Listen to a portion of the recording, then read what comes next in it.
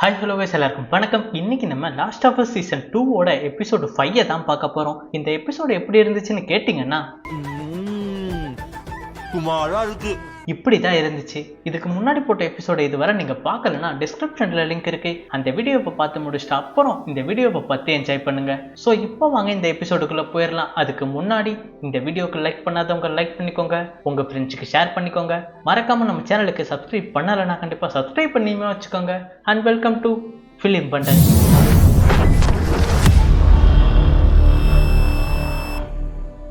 இந்த எபிசோட் 5 பேர் feel her love. Episode ஸ்டார்டிங்கில் போன எபிசோடில் ஐசாக் வந்து ஒரு லேடி கிட்ட பேசியிருந்தார் பார்த்தீங்களா? அந்த லேடி தான் நடந்து வந்துக்கிட்டு இருக்காங்க. இவங்களோட பேர் ஹேண்ட்ரகன். அப்போ அவங்களும் அவங்களோட சோல்ஜர்ஸும் ஒரு பெரிய ஹாஸ்பிட்டலில் பேஸாக வச்சு இருந்துக்கிட்டு இருக்கும்போது ஒரு பெரிய இஷ்யூ ஆயிடுச்சுன்னு அந்த ஹாஸ்பிட்டலோட பேஸ்மெண்ட்டுக்கு வந்து பார்க்குறாங்க. அப்போ வந்து பார்த்தா தான் தெரியுது அந்த பேஸ்மெண்ட்டோட டோரை ஃபுல்லாக சீல் பண்ணி வச்சிருக்காங்க அப்படின்னு. என்னாச்சு அப்படின்னு பார்த்தீங்கன்னா, ஸ்கார் அமைப்பை சார்ந்த பழங்குடியினர் அமைப்புக்கும் இந்த வுல்ஃப்கேங்குக்குமே ரொம்ப நாளாக சண்டை நடந்துக்கிட்டு இருக்கு. அந்த சண்டையில தான் இந்த பிரச்சனையுமே உருவாகி இருக்கு. இந்த ஹாஸ்பிட்டல் பேஸ்மெண்ட்டுக்குள்ள இவங்களோட சோல்ஜர் ஏகப்பட்ட பேரை உயிரோடையே லாக் பண்ணியிருக்காங்க. இதெல்லாம் ஏன் அப்படின்னு ஒருத்தவங்களை விசாரிக்கிறதுக்காண்டி தான் இப்போ நடந்து போய்கிட்டு இருக்கிறாங்க. அப்ப ஹேண்ட்ரகன் வந்து ஏன் இப்படிலாம் பண்ணீங்கன்னு ஆர்மி சோல்ஜரோட இன்சார்ஜை இப்போ விசாரிச்சுக்கிட்டு இருக்கிறாங்க. அதுக்கு அவங்களும் இப்போ ஆன்சர் பண்ணிக்கிட்டு இருக்கிறாங்க. இந்த ஹாஸ்பிட்டல் வந்து நமக்கு ஒரு மெயினான இடமா இருக்குது, அதனால இந்த இடத்த கிளியர் பண்ணலான்ட்டு தான் இந்த ஹாஸ்பிட்டலோட பேஸ்மெண்ட்டை செக் பண்றதுக்காண்டி சில சோல்ஜர்ஸை நான் அனுப்புனேன். பேஸ்மெண்ட் 1ல ரொம்பவே கிளியரா எதுவுமே இல்லாம தான் இருந்துச்சு, அதே மாதிரி தான் பேஸ்மெண்ட் 2லயும் இருக்குன்ட்டு நம்மள ஒரு பெஸ்ட் சோல்ஜரான என்னோட பையனை சேர்த்து அனுப்புனேன். அவன் பேஸ்மெண்ட் 2ல போயிட்டு செக் பண்ணிக்கிட்டு இருக்கும்போது கொஞ்ச நேரத்திலேயே ரொம்ப இருமிக்கிட்டு இருந்தான். என்னாச்சு, ஏதாச்சும் ஒரு ஜாம்பி உன்னை கடிச்சிருச்சா அப்படின்னு கேட்டதுக்கு இல்லம்மா அது எல்லாமே காத்துல பரவுதா அப்படின்னு சொன்னான். இதை கேட்ட நானுமே புரிஞ்சுக்கிட்டேன், அந்த பங்கை காத்துல பரவ ஆரம்பிச்சிருக்கா அப்படின்னு. உடனடியா அந்த பேஸ்மெண்ட்டுக்கு போற ஒரே கதவை அதனால தான் நான் சீல் பண்ணேன் அப்படின்னு சொல்றாங்க. இதை கேட்கிற ஹேண்ட்ரகனும் புரிஞ்சுக்கிறாங்க இவங்க தன்னோட பையனையே சாக்ரிஃபைஸ் பண்ணியிருக்காங்க அப்படின்னு. அப்ப இதுக்கு மேல பேசுறதுக்கு எதுவும் இல்லை, நாங்க உங்களுக்கு எப்பவுமே கடமைப்பட்டிருக்கோம் அப்படின்னு சொல்லிக்கிட்டு ஹேண்ட்ரகனுமே அங்க இருந்து போயிடுறாங்க. அப்ப அப்படியே இந்த சீரீஸோட டைட்டிலை போட்டு ஆரம்பிக்கிறாங்க. அப்புறம் அப்படியே இப்போ சியாட்டல்ல டே 2 தான் ஆரம்பிக்கிறாங்க. டீனா வந்து அவளுக்கு கிடைச்ச அந்த வாக்கி டாக்கில அவங்க என்னெல்லாம் இன்ஃபர்மேஷன் சொல்றாங்க அப்படின்ற டீட்டெயிலை எழுதி வச்சுக்கிட்டு இருக்கா. அவங்க எங்கெல்லாம் இருக்கிறாங்க, அங்க எப்படிலாம் போகணும் அப்படின்றதெல்லாம். அதே சமயத்துல எலி வந்து அந்த ஹோட்டல்ல இருக்கிற ஒரு பெரிய ஜென்ரேட்டர் ஆன் பண்ணி பவர் சப்ளை கொடுத்துட்டேன்னு ஜாலியா ஓடி வந்துகிட்டு இருக்கா. எதுக்கு வந்தன்றதையே மறந்துட்டு நிஜ சமயக்காரனாவே மாறிட்டான்னு சொல்ற மாதிரி அவன் வாட்டில ஜாலியா ஓடி வந்துகிட்டு இருக்கா. இங்க பாத்தியா நான் லைட்ஸ் எல்லாம் ஆன் பண்ணிட்டான் அப்படின்னு. அப்ப எலி வந்து டீனா கிட்ட நீ என்ன பண்ணிக்கிட்டு இருக்கா அப்படின்னு கேட்டதுக்கு டீனா வந்து முட்டா பசங்களா இருக்கிறாங்க, அங்க இருக்கிற சோல்ஜர்ஸ் எல்லாம் அவங்களோட வாக்கி டாக்கி தொலைஞ்சிருச்சுன்னு அவங்க எந்த இடத்துல இருக்கிற இன்ஃபர்மேஷன்லாம் சொல்லிக்கிட்டு இருக்கிறாங்க, இப்படிலாம் அவங்க சொல்லவே கூடாது, இது நமக்கு ரொம்பவே நல்லதா போச்சு அப்படின்னு பேசிக்கிட்டு இருக்கா. அப்ப சரி ஓகேவா, அவங்க தான் எந்த இடத்துல இருக்காங்கன்னு நமக்கு தெரிஞ்சிருச்சுல, இப்ப கிளம்புனா நம்ம நைட்டுக்குள்ள அங்க போயிடலாம் அப்படின்னு சொல்லிக்கிட்டு அவங்களோட பயணத்தை இப்ப மறுபடியும் தொடர்றாங்க. அப்ப ஆபியை தேடி இவங்க 2 பேரும் போய்கிட்டு இருக்கிற வழியில வுல்ஃப்கேங் வந்து ஸ்கார் அமைப்பை சார்ந்த சில பேரை ரொம்பவே கொடூரமான முறையில சாவடிச்சு போட்டு போயிருக்காங்கன்றதையுமே பார்த்துக்கிட்டு இருக்கிறாங்க. அப்ப அதை பார்க்குற டீனா வந்து எப்பவும் போல வாந்தி எடுத்துக்கிட்டு இருக்கா. அப்ப இதை பார்க்குற எலிக்கு இப்பதான் ஸ்ட்ரைக் ஆகுது, டீனா வந்து பிரெக்னெண்டா இருக்கா, நம்ம ஏன் அவசரப்பட்டு கூட்டிட்டு வந்தோம் அப்படின்றத.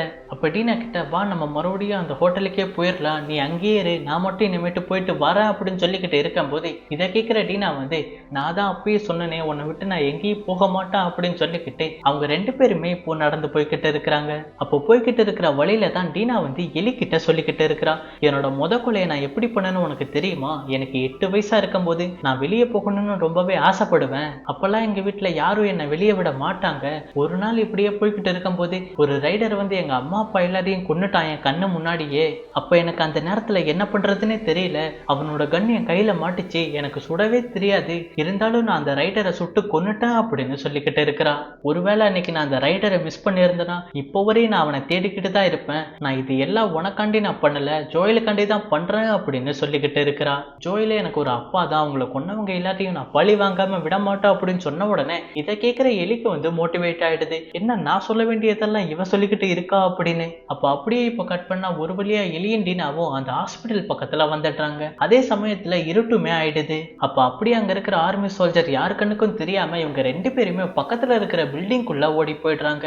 அந்த பில்டிங்குள்ள பாத்தீங்கன்னா யாருமே இல்ல, ஒரே பேய் பில்டிங் மாதிரி இருந்துகிட்டு இருக்கு. அப்ப அவங்க 2 பேரும் அந்த பில்டிங்குள்ள நடந்து வந்துகிட்டே இருக்கும்போது டீனா வந்து எலி கிட்ட சொல்றா, இங்க ஏதோ ஒண்ணு இருக்குது, ஆனா என்னன்ட்டு எனக்கு சரியா தெரியல அப்படின்னு சொல்லி உள்ள வந்துகிட்டே இருக்கும் போது இவங்க 2 பேரும் அங்க ஒளிஞ்சுகிட்டு இருக்கிற ஒரு ஜாம்பியை பார்த்து பயப்படுறாங்க. இது என்ன நம்மளை பார்த்த உடனே அட்டாக் பண்ணணும்னு பார்த்தா போய் ஒளியுது அப்படின்னு சொன்ன உடனே அப்பதான் எலிக்குமே ஒரு ஞாபகம் வருது.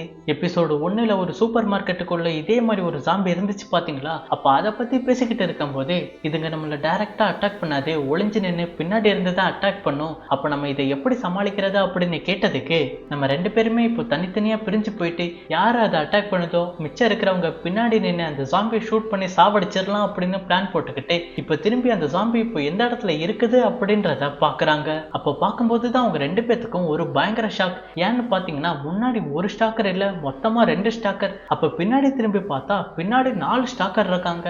ஆத்தி நம்ம கதை முடிஞ்சிருச்சுடா, நம்மள சுத்து போட்டாங்கடா அப்படின்னு என்ன பண்றதுன்னு புரியாம யோசிச்சுக்கிட்டு இருக்கிறாங்க. இப்ப எலி வந்து அதுங்க நம்மளை கிடைச்சா கூட நம்ம தப்பிச்சிருவோம், ஆனா டீனாவை கிடைச்சா அவ கண்டிப்பா ஜாம்பியா மாறிடுவா, அது அப்படி நடக்க கூடாது அப்படின்னு யோசிச்சுக்கிட்டு டீனாவை பக்கத்துல இருக்கிற ஒரு கேஜுக்குள்ள போக சொல்றா. அதுங்க எல்லாத்தையும் நான் என் பக்கமா திசை திருப்பிடுறேன், அந்த சமயத்துல நீ அந்த கேஜுக்குள்ள போய் ஒளிஞ்சுக்கோ அப்படின்னு. அப்ப சரி ஓகேன்னு டீனாவும் ரெடியா இருந்துகிட்டு இருக்கும் போது எலியும் டீனாவும் இப்ப கிஸ் பண்ணிட்டு இப்ப எலி வந்து கன் ஷூட் பண்றான், நான் இந்த பக்கம் தான் இருக்கேன் வாங்கடா அப்படின்னு. அப்ப அந்த துப்பாக்கி சத்தம் கேட்ட உடனே அங்க இருக்கிற ஸ்டாக்கர்ஸ் எல்லாருமே இப்போ எலியை துரத்திக்கிட்டு இருக்குதுங்க. அதே சமயத்துல இப்போ டீனா வந்து அந்த கேஜுக்குள்ள ஓடி போயிடுறா. பின்னாடியே ஒரு ஸ்டாக்கர் வந்து அந்த கேஜை இப்போ புடுங்கி பிச்சுக்கிட்டு இருக்குது. இப்ப எலியும் ஒரு 2 ஸ்டாக்கரை சுட்டு சாவடிச்சிடுறா. ஆனா மிச்சம் இருக்கிற ஸ்டாக்கருங்க இப்ப எலியை பிடிச்சி கீழே தள்ளிடுதுங்க. அப்ப மிச்சம் இருக்கிற அந்த 3 ஜாம்பியுமே இப்ப எலியை கடிச்சுக்கிட்டு இருக்கும் போது இப்ப டீனாக்குமே என்ன பண்றதுன்னு தெரியல. அவ்வளவுதான் நம்ம 2 பேரும் செத்துட்டோன்னு நினைக்கும் போது கடைசியில தான் வந்தாரு விநாயகன்ற மாதிரி அந்த இடத்துக்கு ஜெஸி என்ட்ரி கொடுக்குறான். இப்ப ஜெஸி வந்து பீஸ்ட் படத்துல வீரராகவன் யூஸ் பண்ண ஒரு ஷார்ட் கன்னை எடுத்துக்கிட்டு அங்க இருக்கிற ஸ்டாக்கர்ஸை சுட்டு சாவடிச்சிடுறாரு. இப்ப எலியும் டீனாவும் ஜெஸியை பார்த்ததுக்கு அப்புறம் நீ எங்கிட்டு இருந்துடா வந்தா அப்படின்னு கேட்டதுக்கு அதெல்லாம் பேசுறதுக்கு இப்போ டைம் இல்ல, இந்த சத்தத்தை கேட்டு நிறைய பேர் வந்துருவாங்க, முதல்ல இந்த இடத்த விட்டு நம்ம காலி ஆகலாம் அப்படின்னு சொல்லிக்கிட்டு அந்த பில்டிங்கை விட்டு வெளியே வந்து பக்கத்துல இருக்கிற பார்க்குக்குள்ள நுழைஞ்சிடுறாங்க. அப்ப இதை பார்த்த சோல்ஜர்ஸுமே பின்னாடியே துரத்தி வந்துகிட்டு இருக்கும் போது அது பார்க், அதுக்குள்ள போனா நம்மளும் செத்துருவோம் அப்படின்னு சொல்லிக்கிட்டு நம்ம வெளியவே இருக்கலாம், ஓடி போனவங்க திரும்பி வந்தா சாவடிச்சிடலாம் அப்படின்னு வெயிட் பண்ணிக்கிட்டு இருக்கிறாங்க. ஏன் இப்படி இந்த ஆர்மி சோல்ஜர்லாம் இதுக்கப்புறம் உள்ள போக பயப்படுறாங்கன்னு பாத்தீங்கன்னா இதுக்குள்ளதான் ஸ்கார் அமைப்பை சார்ந்த சில பேர்லாம் இருந்துகிட்டு இருக்கிறாங்க. இப்ப எலி ஜெஸி டீனா 3 பேருமே அந்த பார்க்கோட அவுட்டர்ல இருந்துகிட்டு இருக்கும் போது எலி வந்து ஜெஸி கிட்ட கேட்கிறா, நீ எப்படி எங்களை தேடி வந்தா அப்படின்னு. நீங்க ஜாக்சனை விட்டு போன அடுத்த நாளே நானும் டாமியும் உங்களை கண்டுபிடிக்கிறதுக்காண்டி சியாட்டல் கிளம்பிட்டோம் அப்படின்னு சொல்லிக்கிட்டு இருக்கிறாரு. அப்போ டாமி எங்க இருக்காரு அப்படின்னு கேட்டதுக்கு இப்போ ஜெஸி வந்து அது எனக்கு தெரியாது, நானும் டாமியும் சியாட்டல்லையே பிரிஞ்சிட்டோம், காலையில டாமியை நம்ம மீட் பண்ணதுக்கு அப்புறம் நம்ம ஜாக்சன் போறது தான் பிளான் அப்படின்னு சொன்ன உடனே இதை கேட்கிற எலியுமே அதுக்கு நான் ஒத்துக்க மாட்டேன் அப்படின்னு சொல்லிக்கிட்டு இருக்கிறா. அப்போ உன்ட்ட யார் பர்மிஷன் கேட்டதா அப்படின்னு சொல்லிக்கிட்டு வாயை மூடிட்டு வா அப்படின்னு போய்கிட்டே இருக்கிறாங்க. அப்போ ஒரு விசில் சத்தம் கேட்டுக்கிட்டு இருக்கு. என்னன்னு பாத்தீங்கன்னா ஸ்கார் அமைப்பை சார்ந்த சில பேர் இந்த பார்க்குக்குள்ள வர்றதை காமிச்சுக்கிட்டு இருக்கிறாங்க. அப்போ அவங்க வந்து உல்ஃப்கேங்ல இருந்து ஒரு சோல்ஜரை பிடிச்சி கைத்துல கட்டி நீ பாவம் பண்ணிருக்க, உன் பாவத்தெல்லாம் நான் குறைக்கிறதுக்கு தான் நான் வந்திருக்கேன் அப்படின்னு சொல்லிக்கிட்டு அவரோட வயிற்றுல கத்திய வச்சு கீறி அவரோட குடலை வெளியே எடுத்து கொடூரமா சாவடிக்கிறாங்க. அப்ப இப்படி இவங்க பண்றது எல்லாமே இந்த 3 பேரும் ஒளிஞ்சு நின்று பார்த்துக்கிட்டே இருக்கும் போது அந்த ஸ்கார் அமைப்புல இருந்து ஒருத்தவ வந்து டீனாவை நோட் பண்ணி அம்பு எறிஞ்சிடுறான். அந்த அம்பு டீனாவோட காலில் குத்தி இனிமேட்டு டீனாவால நடக்க முடியாதபடி ஆகிடுது. அப்ப இந்த இடத்துல உல்ஃப்கேங்கோட அமைப்பு சார்ந்தவங்க எல்லாம் இருக்காங்க அப்படின்னு ஸ்கார் அமைப்பு சார்ந்தவங்களும் சுத்து போட்டுக்கிட்டு இருக்கிறாங்க. இதை பாக்குற எலி வந்து இப்ப நம்ம எப்படி தப்பிக்கலாம் அப்படின்னு இப்ப ஜெஸி கிட்ட நீ எப்படியாவது டீனாவை கூப்பிட்டு ஓடிடு, நான் உங்களை திசை திருப்பி நான் பாத்துக்கிறேன் அப்படின்னு சொல்லிக்கிட்டு மறுபடியும் எலி வந்து கன்னை ஃபயர் பண்ணி நான் இந்த பக்கம் தாண்டா இருக்க, முடிஞ்சா வந்து புடிங்கடா அப்படின்னு ஒரு பக்கம் ஓடிக்கிட்டு இருக்கிறா. இப்ப ஜெஸி வந்து டீனாவை தூக்கிக்கிட்டு மறுபக்கம் ஓடிக்கிட்டு இருக்கிறாரு. அப்ப அப்படியே அவங்களுக்கு பயந்து ஓடி வந்துகிட்டே இருக்கும்போது எலியோட கண்ணுக்கு தூரத்துல ஹாஸ்பிட்டலோட டோருமே தெரிஞ்சிருது. சரி ஓகே நம்ம ஆபி கிட்ட வந்துட்டோம் போல அப்படின்னு சொல்லிக்கிட்டு அதுக்குள்ள போக பாத்துக்கிட்டு இருக்கிறா. அப்போ அந்த ஹாஸ்பிட்டலுக்கு வெளியே ஒரு ஆர்மி சோல்ஜர் வாட்ச் பண்ணிக்கிட்டு இருக்காரு, கூடவே ஒரு நாய் மேர்ந்துகிட்டு இருக்கு. அப்ப எலி வந்து அங்க இருக்கிற புதருக்கு பக்கத்துல ஒளிஞ்சுக்கிட்டே இருக்கும் போது இதை அந்த நாய் நோட் பண்ணிடுது. அப்ப குலைச்சுக்கிட்டே இருக்கும் போது நீ எதை பார்த்து குலைச்சுக்கிட்டு இருக்க, எனக்கு எதுவுமே தெரியலையே, சரி வா போகலாம் அப்படின்னு அந்த புதர்கிட்ட கூட்டிட்டு போறாரு. அப்ப அந்த நாயும் புதரை மோப்பம் முடிச்சு குலைச்சு வந்துகிட்டே இருக்குது. அதே சமயத்துல பக்கத்துல இருக்கிற ஒரு கேப் வழியா எலி வந்து அந்த ஹாஸ்பிட்டலுக்குள்ள பூந்துடுறா. அப்ப இப்ப இந்த இடத்துல கட் பண்ண ஆபியோட ஃப்ரெண்டு நோரா வந்து இந்த ஹாஸ்பிட்டலுக்குள்ள இன்ஜுரியான ஆர்மி சோல்ஜருக்கு நர்ஸா இவ கட்டு போட்டுக்கிட்டு இருக்கா.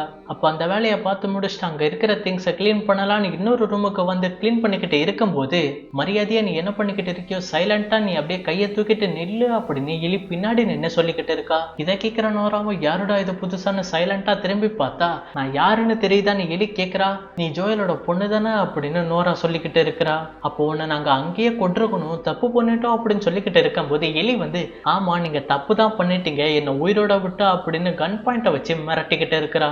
அப்ப நான் கேட்கிற ஒரே ஒரு கேள்விக்கு மட்டும் நீ கரெக்டா ஆன்சர் சொன்னா நான் உன்னை விட்டுருவேன் அப்படின்னு சொல்லிக்கிட்டு ஆபி எங்க இருக்கா அப்படின்னு கேட்டுக்கிட்டு இருக்கா. அப்ப நோராவும் ஆபி எங்க இருக்கான்னு சொல்ற மாதிரி தெரியல. அப்ப நான் உன்னை சுற்றுவேன்னு மிரட்டிக்கிட்டே இருக்கும்போது நோரா வந்து இவ பயங்கர கோபத்துல இருக்கா, சுட்டாலும் சுற்றுவா அப்படின்னு இவ கையில இருக்கிற தண்ணியை எலி மேல ஊத்தி விட்டு அந்த ரூமை விட்டு வெளியே ஓடி வந்துகிட்டு இருக்கிறா. அப்ப பின்னாடியே எலி துரத்தி ஓடி வந்துகிட்டே இருக்கும்போது நோராவும் முன்னாடி ஓடிக்கிட்டே இருக்கா. இதுக்கு மேல இதுக்குள்ள யாரும் போகாதபடி லாக் பண்ணி வச்சிருக்காங்க. அப்ப இங்க இருந்து நம்ம எப்படா தப்பிக்கிறதுன்னு நோராவும் பாத்துக்கிட்டே இருக்கும்போது பக்கத்துல ஒரு சின்ன லிப்ட் ஓபன் ஆகிருக்கு. அப்ப இதுக்குள்ள குதிச்சிடுறா கைப்புள்ள அப்படின்னு நோராவுமே அதுக்குள்ள எகிரி குதிச்சிடுறா. அப்ப குதிச்ச வேகத்துக்கு அந்த லிப்ட்டுமே இப்ப அறந்து கீழே விழுந்துகிட்டே இருக்குது. அப்ப அப்படியே இப்போ எலி பின்னாடியே ஃபாலோ பண்ணிக்கிட்டு அந்த லிப்டை திறந்து இப்போ கீழே நிக்கிற நோராவை ஷூட் பண்ணிக்கிட்டே இருக்கிறா. அப்ப இந்த சத்தத்தை கேட்டு அங்க இருக்கிற ஆர்மி சோல்ஜர்ஸ் எல்லாம் கன் எடுத்துக்கிட்டு ஓடி வந்துகிட்டே இருக்கிறாங்க. அப்ப இங்கேயே இருந்தா நம்மளும் செத்துருவோம், இவ்வளவு கீழே போய் பாத்துக்கலாம் அப்படின்னு எலி வந்து அந்த லிப்ட்ல குதிச்சிடுறா. அப்ப அந்த லிப்ட் இப்ப எந்த இடத்துக்கு வந்திருக்கா அப்படின்னு பாத்தீங்கன்னா பேஸ்மெண்ட் 2க்கு தான் வந்திருக்கு. பேஸ்மெண்ட் 2ல தான் என்ன இருக்குன்னு நமக்கு ஆல்ரெடி தெரியுமே. அப்ப பின்னாடி ஓடி வந்த அந்த ஆர்மி சோல்ஜருமே இந்த கதவு ஓப்பனா இருக்கு, இதுக்குள்ளதான் யாரும் போக கூடாதே அப்படின்னு சொல்லிக்கிட்டு இதுக்கப்புறம் யாரும் இதுக்குள்ள போகவும் மேல வரவும் கூடாது, இந்த இடத்த ஃபுல்லா சீல் பண்ணுங்கடா அப்படின்னு அவங்க சொல்ற சத்தம் கீழே கேட்டுக்கிட்டு இருக்குது. அப்ப எலியும் இதுக்குள்ள போனா உன்னை சும்மா விடுவனா அப்படின்னு அவளும் அந்த பேஸ்மெண்ட் 2க்குள்ள நுழைஞ்சு உள்ள போறா. அப்ப அந்த இடத்துக்குள்ள போய் பார்த்ததுக்கு அப்புறம் தான் தெரியுது அந்த இடம் ஃபுல்லா ஃபங்கையால பரவி இருக்கு அப்படின்றது. அப்ப அந்த ஃபங்கையால இன்ஃபெக்ட் ஆனவங்களும் இன்னமும் உயிரோட இருந்துகிட்டு இருக்கிறாங்க செவுத்தோட செவுத்தா அப்படின்றதையுமே ரொம்பவே ஆச்சரியமா பார்த்துக்கிட்டு இருக்கிறா. அப்ப அந்த அஃபெக்ட் ஆனவங்க வாயில இருந்து சில துகள்களும் வந்துகிட்டு இருக்கு. அதுல இருந்து தான் இந்த ஃபங்கை பரவுற மாதிரி எவால்வ் ஆகிருக்கு. என்னதான் அந்த ஃபங்கை எவால்வ் ஆனாலும் அது நம்ம எலிக்கு ஒண்ணுமே பண்ணாது, அவ நார்மலா தான் இருந்துகிட்டு இருக்கிறா. அப்ப அப்படியே அந்த இடத்த எலி பார்த்துக்கிட்டே இருக்கும்போது ரொம்ப இருமுறை சத்தமும் கேட்டுக்கிட்டு இருக்கு. என்ன சத்தம் அது, தங்கம் மாட்டிக்கிச்சு போல அப்படின்னு அந்த இருமுறை சத்தம் வழியா நடந்து போய்கிட்டு இருக்கா. அப்ப இந்த எபிசோட எடுத்தவன் செல்வராகவன் ஃபேனா இருப்பான் போல, லைட்டிங்க ஃபுல்லா ரெட்டா மாத்தி விட்டான். அப்போ ஒரு செவுத்தோரமா நோரா வந்து ரொம்பவே இரும்பி அந்த பங்கையால அஃபெக்ட் ஆக்கிட்டு இருக்கும்போது கொஞ்சம் கொஞ்சமா எலி வந்து கண்ணை முன்னாடி வச்சு நடந்து வந்துகிட்டு இருக்கிறா. அப்ப நோரா வந்து நீ தப்பு பண்ணிட்ட, இப்ப நானும் சாக போறேன் நீயும் சாக போற அப்படின்னு சொல்லிக்கிட்டே இருக்கும்போது என்ன பாரு எனக்கு அஃபெக்ட் ஆன மாதிரியா இருக்குன்னு திமிரா சொல்லிக்கிட்டு இருக்கிறா. அப்பதான் நோராவும் எலிய பார்த்த உடனே புரிஞ்சுக்கிறா, அப்ப நீ தான் அந்த ஒரே இம்யூனான கேர்ளா அப்படின்னு. அப்போ உன்னை காப்பாத்துறதுக்காண்டி தான் ஒரு புனிதமான டாக்டர் அவன் தலையிலே சுட்டு கொன்னான், அதுக்கான தண்டனை ஜோயலுக்கு கிடைச்சிருச்சா அப்படின்னு நோரா சொல்லிக்கிட்டே இருக்கும்போது எலி வந்து ஜோயல் என்னெல்லாம் பண்ணாருன்னு எனக்கு தெரியும், என்ன காப்பாத்துறதுக்காண்டி தான் அப்படி பண்ணாரு, நீங்க அப்படி பண்ணிருக்க கூடாது, மரியாதையா சொல்லு ஆபி எங்க அப்படின்னு கேட்டதுக்கு இப்ப நோராவும் சொல்ற மாதிரி தெரியல. அப்ப இப்ப எலி என்ன பண்ணலாம்னு யோசிச்சுக்கிட்டு இருக்கும்போது பின்னாடி ஒரு இரும்பு பைப் இருந்துகிட்டு இருக்கு. அந்த இரும்பு பைப்பை கையில எடுத்துக்கிட்டு ஆபி வந்து ஜோயலை எப்படி அடிச்சு கொன்னாலோ அதே மாதிரி இப்ப எலி வந்து நோராவோட காலிலேயே பயங்கரமா அடிக்கிறா. இந்த அடியோட வலி தாங்க முடியாம நோராவுமே பயங்கரமா கத்திக்கிட்டு இருக்கா. என்னதான் அடிச்சாலுமே ஆபி எங்க இருக்கான்ற விஷயத்த சொல்ல மாட்டேங்கிறா. அப்ப எலியும் பயங்கர அக்ரஸிவ் ஆகி எங்க அந்த ஆபின்னு நோராவை பிடிச்சு பயங்கரமா அடிச்சு சாவடிச்சுக்கிட்டு இருக்கா. அப்ப இழுத்து ஒரு அடி அடிச்ச உடனே இந்த இடத்துல அப்படியே கட் பண்றாங்க. இப்ப எலி வந்து அவளோட வீட்டுல நல்லா தூங்கிக்கிட்டு இருக்கும்போது கதவை யாரோ தட்டுறாங்க. அப்ப ஹே கிடோ எந்திரி அப்படின்னு சொன்ன உடனே யார் வந்திருக்கிறதுன்னு பார்த்தா நம்ம ஜோயல் தான் வந்திருக்காரு. ஒரு ரைட் போலாமா அப்படின்னு சொன்ன உடனே இந்த எபிசோட முடிக்கிறாங்க. இந்த எபிசோடு எப்படி இருந்துச்சு, உங்களுக்கு பிடிச்சிருந்துச்சா? கொஞ்சம் போரிங்கா தான் இருந்திருக்கும். பிடிச்சிருந்தா கண்டிப்பா லைக் பண்ணிக்கோங்க, உங்க ஃப்ரெண்ட்ஸுக்கு ஷேர் பண்ணிக்கோங்க. இந்த எபிசோடு எப்படி இருந்துச்சுன்னு உங்களோட தாட்ஸை கமெண்ட்ல சொல்லிட்டு அப்படியே போற போக்குல நம்ம சேனலுக்கு ஒரு சப்ஸ்கிரைப் பண்ணிட்டுமே போயிடுங்க. அடுத்த வீடியோல இன்னும் ஒரு நல்ல படத்தை பார்க்கலாம். அடுத்த வாரத்துல எபிசோட்